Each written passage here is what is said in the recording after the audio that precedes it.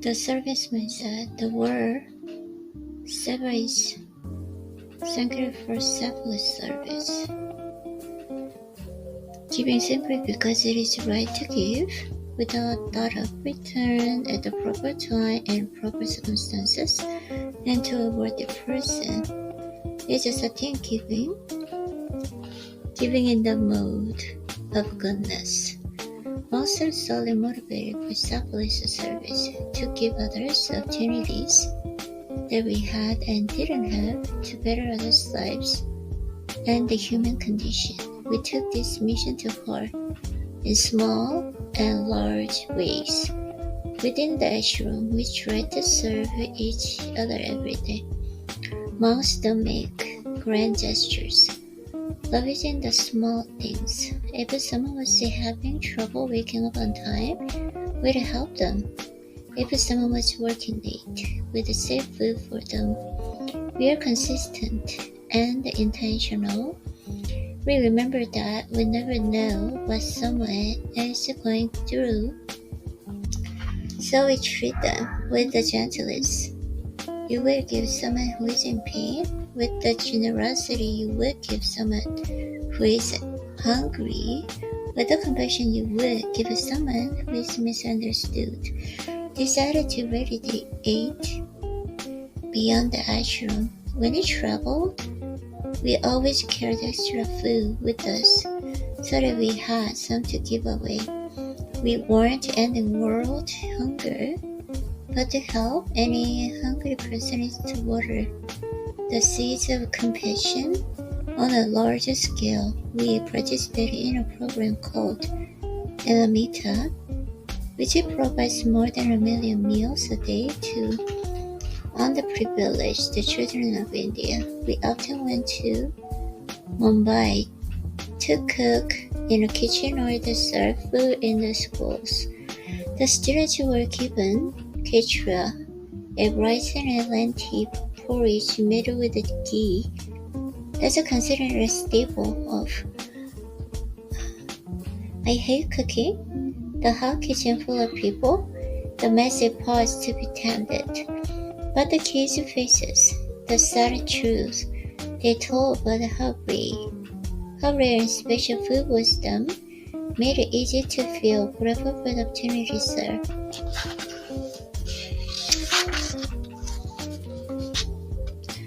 When we be ready to serve, out in the modern world, no matter how much we want to help others, we are distracted from the service mindset by the desire to financially and emotionally stable and secure. If you are lost and disconnected, your service will be cumbersome and less fulfilling. But when is the time right? Will it ever be right? Internal exploration has no end point. It's an ongoing practice. Your problems will never completely solved. Take care of yourself, yes, but don't wait until you have enough time and money to serve. You will never have enough. There are 3 simple moves to describe a relationship with money and material wealth. The first is selfish. I want more, as much as I can get, and I want it all for myself. The second is sufficiency. I have just enough to get by. I'm not suffering, but I have nothing to give. The third is service. I want to give what I have, and I want more in order to give more. Moving from a sufficiency mindset to service mindset means changing our relationship with ownership. The more detached we are, the easier it is to let go of our time and money. Some of our tips as monks were holy images and bath in the sacred rivers. I went to the Ganges and Yama and the Kaveri. We didn't swim or play in the holy waters.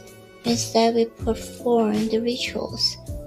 One involved in scooping as much water as we could into our hands, then putting it back in the river. We took from a water gift back to water as a reminder that we didn't own anything. Charity isn't giving yourself, you are taking something. That was already Earth and giving it back to Earth. You don't have to give.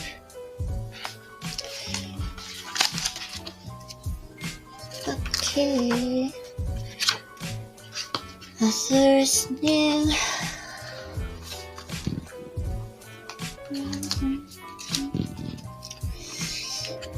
한번 try to get the answer for my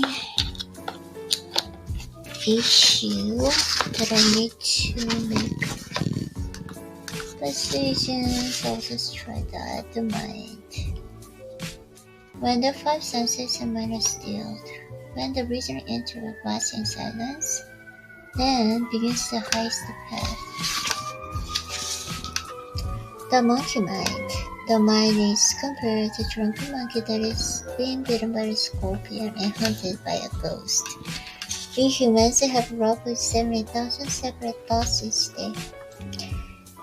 Other than that, our brains are thinking forward and backward, feeling an idea about present time based on what we've experienced in the past, anticipating what is to come, not reacting events in the world, is predicting,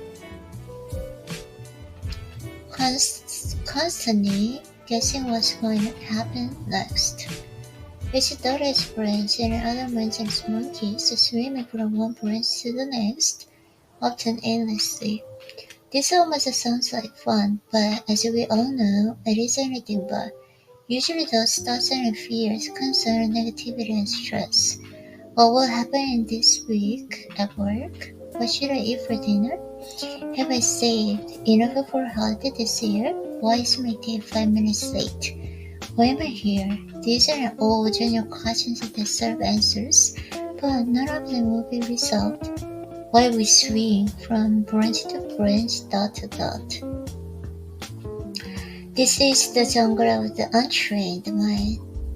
True growth requires understanding the mind. It is a filter, judge, and director of all our experiences. But as evidenced by the conflict I felt in my shower adventure, we are not always one mind. The more we can evaluate, understand, train, and strengthen our relationship with our mind. Definitely. Definitely. The more successfully we navigate our lives and overcome challenges, the more we can evaluate, understand, train, and strengthen our relationship with the mind. The more successfully we navigate our lives and overcome challenges. This battle in our mind is waged over the smallest of daily choices. I have to get up right now, and the biggest, should I end this relationship? All of us face such battles each single day. These are dilemmas which all of us agonize over, and all the tells to his grandson. Every choice in life is a battle between two wolves inside us. One represents anger, envy, greed, fear, lies, insecurity, and ego. The other represents peace, love, compassion, kindness, humility, and positivity. They are competing for supremacy. Which wolves win? The grandson asks. The one you feed, the other replies. But how do we feed them? I asked my teacher. The monk said, by what we breathe and hear. By who we spend time with, by what we do with our time, by where we focus our energy and attention. Sage from him who has conquered the mind. The mind is the best of friends, but for one who has failed to do so, his very mind will be the greatest enemy. The word enemy may seem too strong to describe the voice of dissent in your head, but the definition rings true. A thing that harms or weakens something. Sometimes there are our own minds that work against us. They convince us to do something and make us feel guilty or bad about it, often because it's gone against their values and morals. People who'd been asked to recall an unethical action said they felt physically heavier than those who'd been asked to recall neutral memory. When we procrastinate, there is a conflict between what we just call and should up or what we feel we should do because it's good for us and our oneself, what I actually want to do in the moment. I didn't focus. It made me compare myself to other people instead of concentrating on my own growth. Excitement and depression, fortune, misfortune, pleasure, and pain are storms in a tight, private shell on the rim which we take to the whole of existence. It makes sense, then, that when the Buddha finally reached the rim utterly beyond the reach of thought, he described the feeling like a chick breaking out of its shell. I learned something that has been crucial is cruel and dangerous. Self-destructive thoughts. Our thoughts are like clouds passing by. The self, like the sun, is always there. We are not our minds. As in my introduction, the quality of our communication with the mind is based on the history of our relationship with it. Are we hot-headed in competence or stubborn or unwilling to engage? Do we have the same arguments over and over again, or do we listen or compromise? Most of us don't know the history of the interrelationship because we never taken the time to reflect on it. The monkey mind is a child and the monk mind is an adult. A child craves when he doesn't get what he wants. Ignoring what he already has, the child struggles to appreciate real value. When something challenges us in some way, the childlike mind reacts immediately. Maybe you feel insulted and making a sore face, and you start defending yourself. A conditioned, automatic reaction like this is ideal. If someone pulls on a knife, you feel sacred. I'm sorry, it's not sacred. You feel scared and you bolt. But it's not ideal if you're being emotionally defensive because when someone is sad, something we don't want to hear. We don't want to be controlled by automatic reactions in every case, nor do we want to eliminate the child mind together. The child mind enables us to be spontaneous, creative, and dynamic. All invaluable qualities, but when it rules us, it can be our downfall. The adult mind reminds us in a pause and access the bigger picture. Take the time to weigh out the default reaction, decide if it is appropriate, and propose other options. The intelligent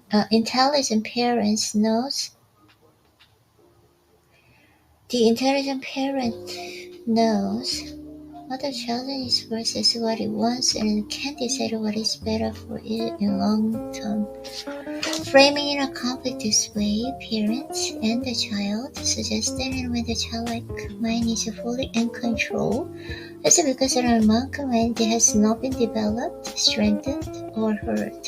The child gets frustrated, throws tantrums, and we quickly give it to it.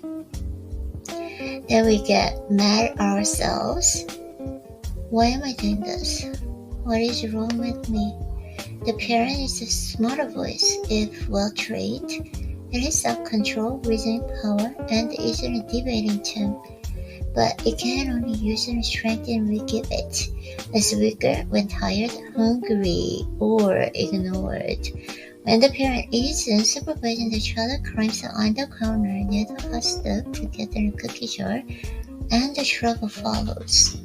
On the other hand, if the parent is too controlling, the child gets bitter, resentful, and risk-averse.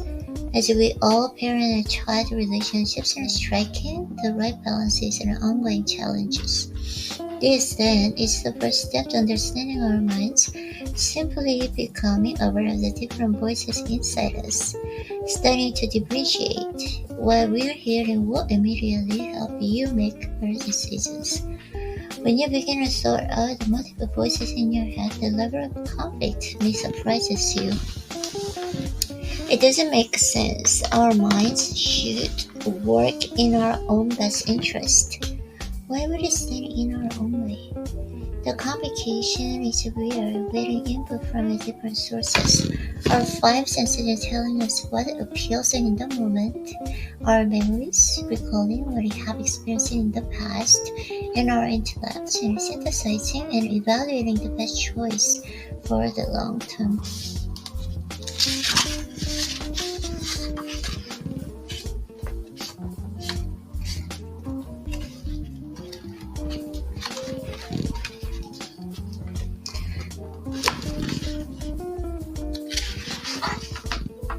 We aren't careful when or how we give our trust. We aren't careful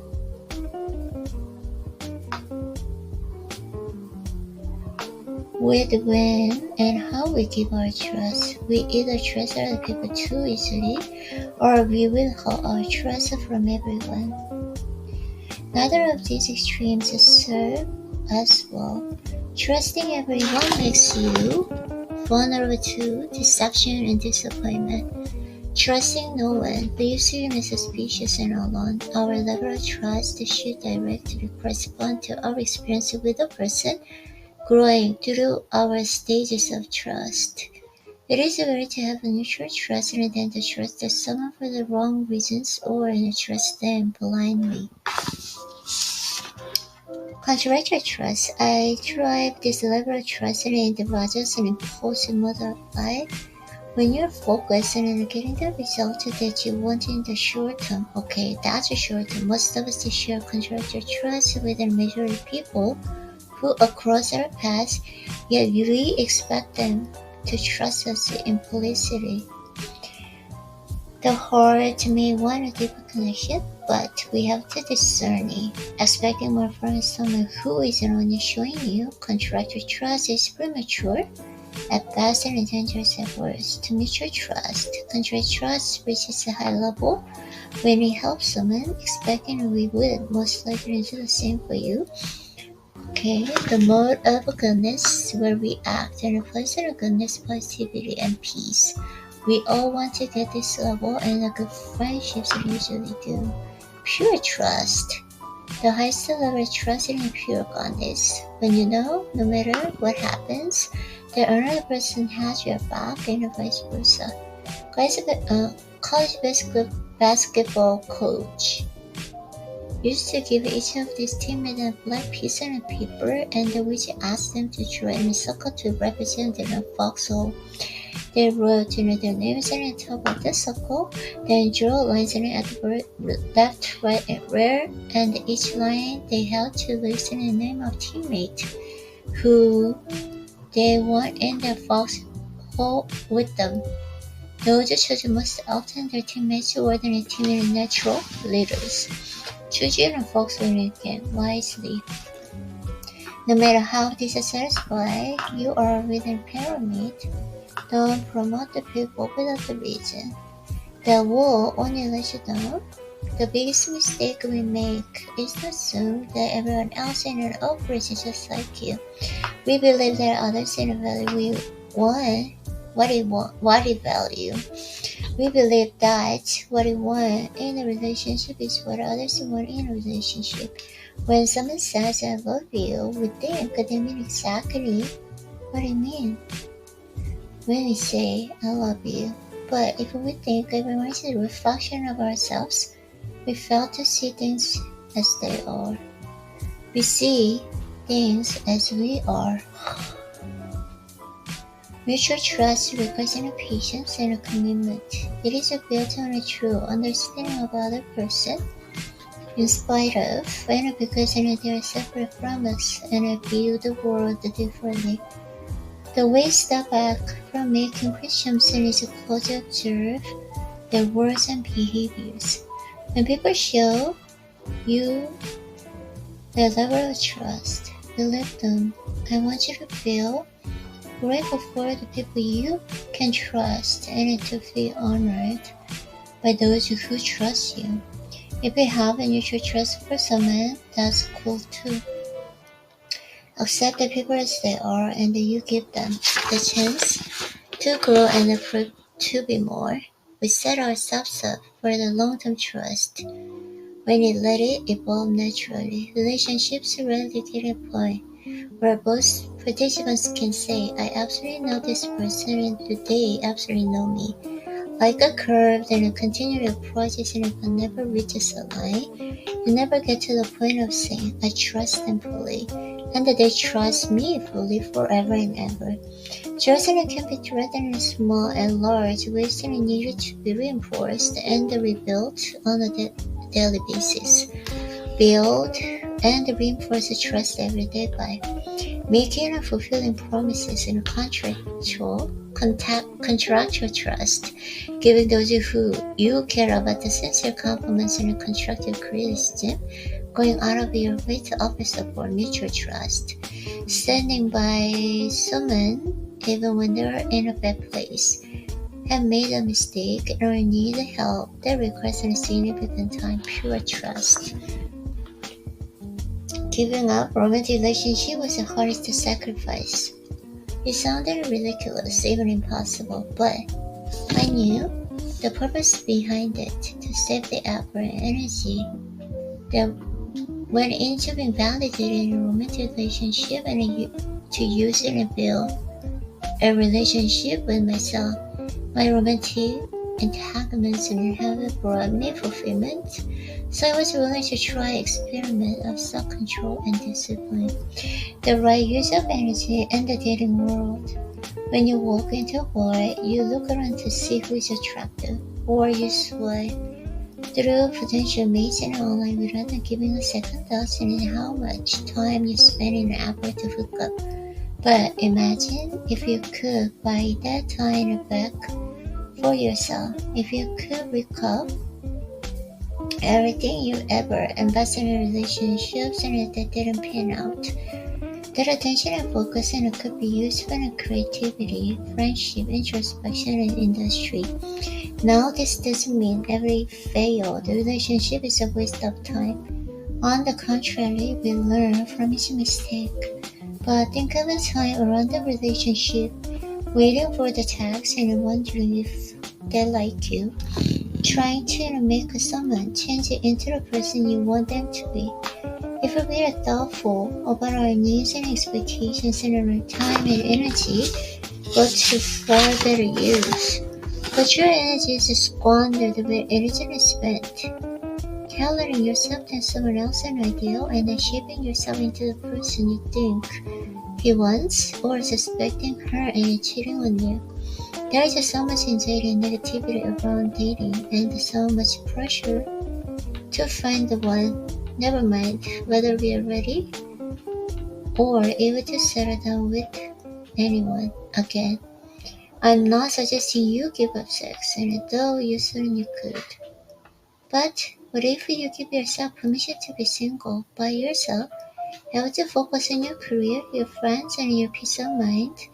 Medicine and philosopher Paul, our language has wisely said that there's two sides of man's being alone.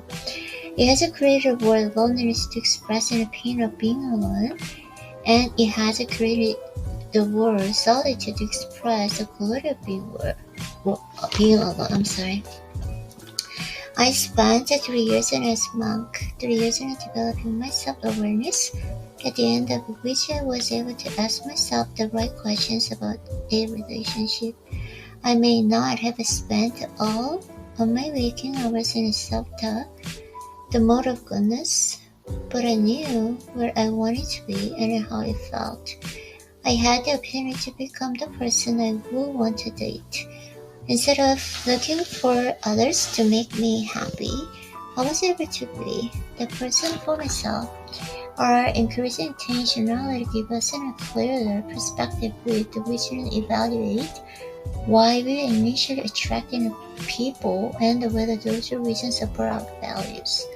There are 5 primary motivations for connection, and know that these don't exclusively apply to romantic prospects. Physical attraction is like what it looks like. You are drawn to your appearance, style, or presence, or you like the idea of being seen with them. Material. You like their accomplishments and the power or in a position that affords them. Intellectual. You like how they think. You're stimulated by their conversation and ideas. Emotional. You connect well. They understand your feelings and encourage your sense of well-being. Spiritual. They share the deepest goals and values. When you identify what's attracting you, it's clear if you're attracted to the whole person or just a part.